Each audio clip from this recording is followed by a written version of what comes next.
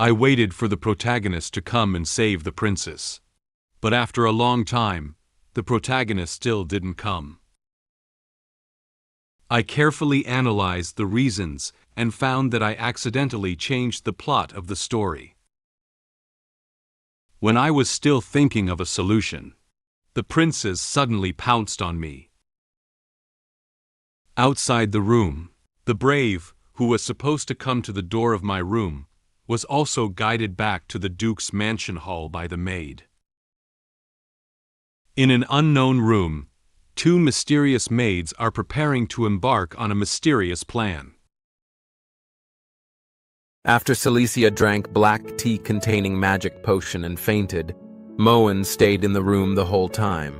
He was waiting for the brave Ariel to break into his room and save the princess, and then his plot in the novel could end here.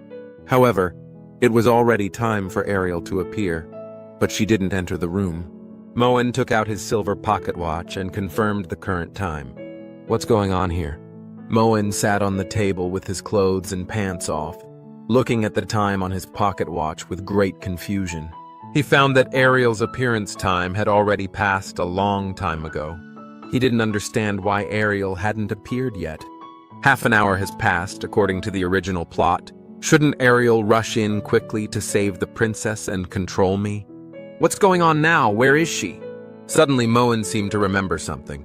He pinched his chin with his hand and recalled the original plot of the novel. Wait a minute. How was the plot of this section originally written? Little by little, Moen combed through the development of the story's plot, presenting several familiar images in his mind. In his recollection, a blonde maid didn't hold the tray steady and accidentally poured tea on Ariel's dress. He muttered to himself as he recalled it. If I remember correctly, it seems like Ariel's skirt was accidentally soiled by a very sick maid in the Duke's mansion. Later, this guy was on her way to the bathroom to find something to clean her dress.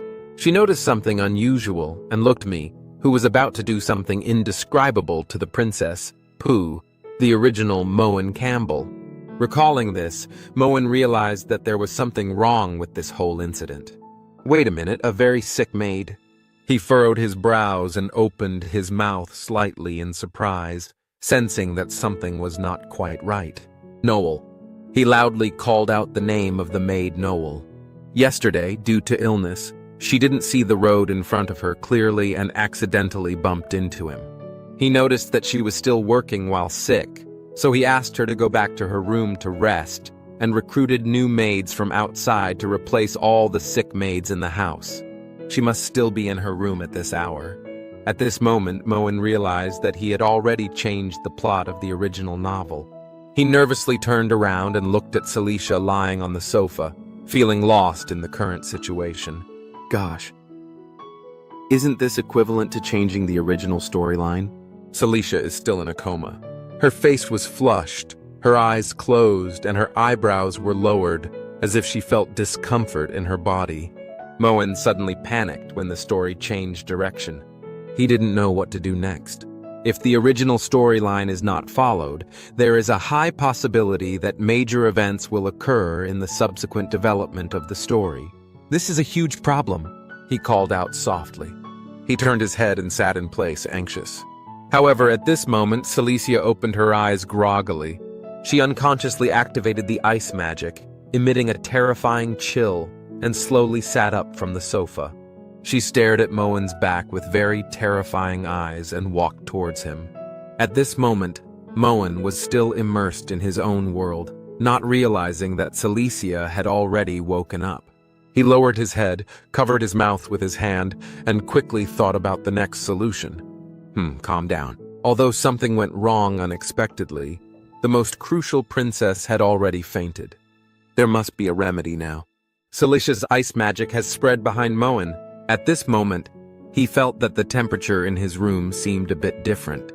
The room that was originally somewhat hot was slowly starting to get colder at this point. He turned his head to the side and said in confusion, Why does the temperature seem to suddenly drop? The summer shouldn't be. Before Moen could finish speaking, he saw a pair of hands stretched out in front of him. He was very surprised and opened his eyes wide. Suddenly, Celicia unconsciously unleashed ice magic of greater intensity. The blue magical energy blasted all the furniture in Moen's room away. The entire room was instantly enveloped in a large amount of coldness. Due to the overly powerful magic she unleashed, Moen's room was covered in ice crystals everywhere. The temperature of the room instantly plummeted to the same as an ice cellar. Moen didn't have time to react just now before he was already pounced on by Celicia. Her entire body was now pressed on top of him, and from time to time, she was still emitting some cold air. Moen was frightened by Celicia's sudden action. He was so nervous that he couldn't even feel the temperature in the room. He looked at her in great surprise and didn't dare to sit up. He thought she already knew that he had poured something strange into the tea, so she was very angry and wanted to punish him. He explained to her very anxiously, "Your Highness, listen to me explain. It's not what you think. You drank the wine." At this moment, Celicia suddenly spoke. "It's so hot." Moen widened his eyes and looked at her, not sure what was wrong with her now. Celicia seems to be not very conscious. She held her flushed face in her hands, stuck out her tongue, and her eyes were hazy. She said to him in a daze, "My body wants to..." The Celicia in front of him was a completely different person from the one just now. Moen realized that her current state was not right and thought she might be sick. He quickly propped himself up on the ground with his hands, trying to get up. "No! This state is incorrect! Your Highness, hold on, I'll go call a doctor right away." Celicia seemed to know he wanted to leave, so she used ice magic to fix his hands on the ground. She slowly climbed onto Moen's body, gently touched his body with her hand, and then gently grasped his neck. "Your body is so cold. I like it." Moen was pressed under her, and her hands were imprisoned by ice magic, unable to move. He looked at her nervously. "Your Highness, wake up! Your Highness!" "Ariel, protagonist, help me quickly. If it continues like this, it's just a show and a real thing." Suddenly, Celicia bent down, pressing one hand on his shoulder and the other on his neck, and forcefully kissed Moen. Moen was extremely shocked, and a slight blush also appeared on his face. He never expected such a thing to happen. At this moment, somewhere in the Duke's mansion, the sound of fast walking resounded in the corridor. Then a familiar voice rang out. "Come on!" Ariel hurriedly walked down the hallway looking for a bathroom while wiping her skirt with a handkerchief. She lowered her head and looked at her dirty skirt, muttering to herself, "My dear Leah, how could she be so careless? The cake got all over my skirt." At this moment, Ariel stopped. She sensed a hint of something wrong. She looked up ahead and seemed to notice that there was someone staring at her in the area. The corridor in front of her was empty, only bright candle holders quietly illuminating the corridor. The doors of the rooms in the hallway were also tightly closed, as if no one was here. However, Ariel could clearly perceive that there was indeed someone's aura here.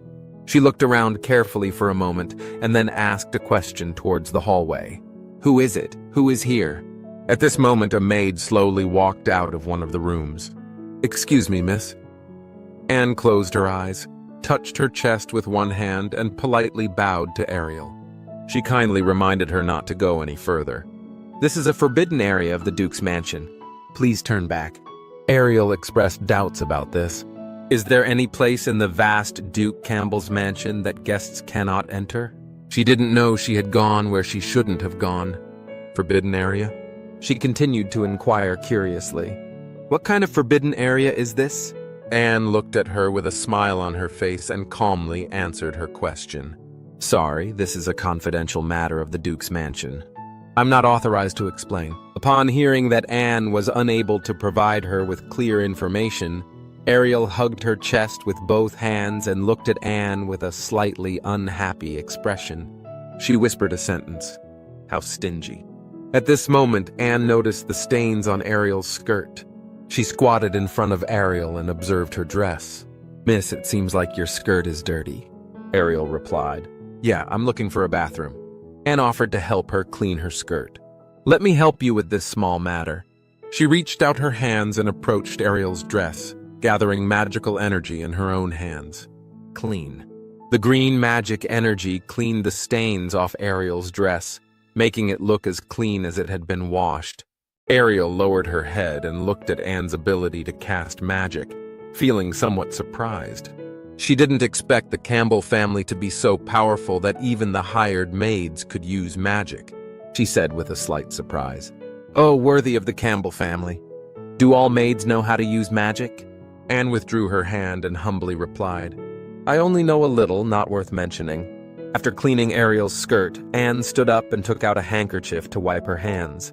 She smiled and said to Ariel, who was still looking at her dress, "It's already cleaned, miss.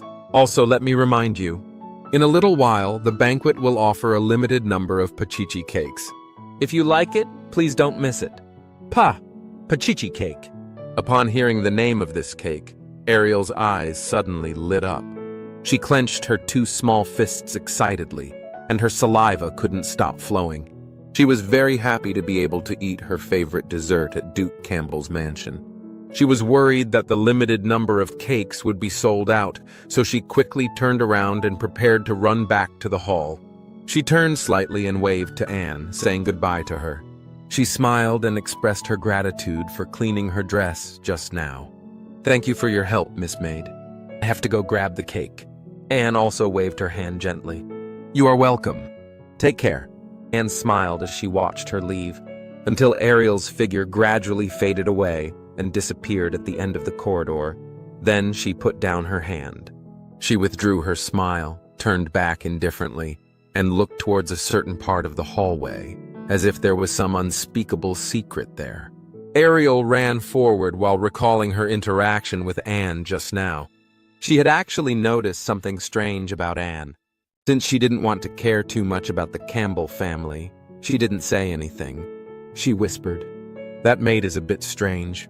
She has a bloody smell on her body, and the other person hiding is also a bit suspicious. But what does this have to do with me? Anyway, she's causing trouble at the Duke's mansion, so it definitely won't involve me. As for Her Highness Celicia, well, Her Highness is already such a mature person, and she is also a young and top-notch magical genius. Can she still be eaten by that stupid playboy?" She noticed Celicia taking Moen's hand and leaving the ball. However, she didn't worry too much about Celicia's safety, considering the power of her abilities. In summary, Ariel's main concern now is the limited quantity of pachichi cakes. If she doesn't run faster, she's worried that she'll be robbed by other nobles. She firmly looked ahead and quickened her running speed. "Now! Nothing is more important than my pachichi cake. I'm coming." "My dear Pachichi." In a dark room in the hallway, the short-haired maid was holding a dagger and leaning against the wall. She tilted her head and listened cautiously to the movements outside the door. It seems that as soon as someone breaks in, she will immediately kill them. Until Ariel's footsteps had disappeared into the hallway, she whispered to the long-haired maid, "That girl has left. Is she also your mission target?" The long-haired maid answered her, "No, she was originally the target of number 9. Number 9 was my former partner, so I know some information about her." The long-haired maid was kneeling on one knee. She gathered magical energy on her fingers and drew a red magic formation on the ground. She seemed to be trying to invade the Campbell house through the magic circle. When the short-haired maid heard her mention the code name, she remembered something that happened earlier. "Number 9, I remember it was a mission failure." The long-haired maid knew what she was talking about, so she continued her words. "Right. It's that girl who surpassed her by 2 great realms but was killed in return." After confirming that there were no more people outside the corridor, the short-haired maid retracted the dagger at her waist. As soon as the maid with long hair reminded her, she knew who she was referring to. Then she realized that the long-haired maid had been drawing magic circles for a bit too long. She turned her head and frowned slightly, reminding the long-haired maid to pay attention to the time. It turns out to be her. "By the way, how much longer do you need?" "There is not much time left for us." The long-haired maid answered her. "Soon." After all, it was something laid down by the Lionheart King Ron Campbell. Although it is a massive object covering the entire duchy, it is not so easy to quietly open the gap without disturbing him. The short-haired maid seems a bit anxious. She urged the long-haired maid to move faster. We need to hurry up. If Moen Campbell or Princess Cilicia suddenly come out, our mission will be considered a failure. Due to the fact that drawing magic circle consumes a lot of her energy, the long-haired maid cannot immediately invade the Campbell family. Some sweat dripped down her face as her fingers sped up the drawing of the magical array. However, she doesn't seem to be worried about not having enough time. I know, but I think there's still plenty of time. Just now, when I was exploring the exterior wall, it seems like they are doing that kind of thing. The long-haired maid remembered when she was secretly observing them outside just now. She looked through the window of Moen's room and saw what was happening inside. The short-haired maid didn't understand what she was saying for a moment. She asked her in confusion. That kind? At this moment, in the room, Cilicia, who was unconscious, was lying on Moen's body and forcibly kissing him. Moen was pinned down by her, unable to move at all. He was still in shock from her kiss.